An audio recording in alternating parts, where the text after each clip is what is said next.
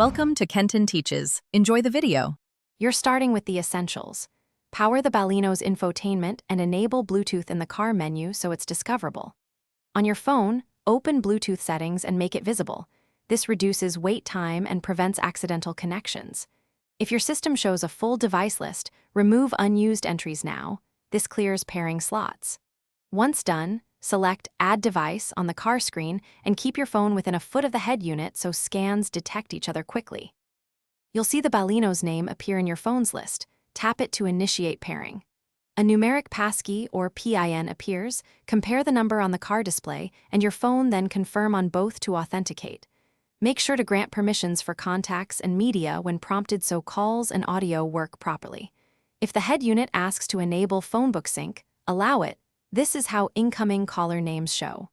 Once accepted, the devices will finalize the connection and switch off. Finish by testing. Place a call and play music to confirm microphone, steering controls, and audio routing work. If something's odd, first turn Bluetooth off and on in your phone, then restart the car infotainment. Simple reboots fix most glitches.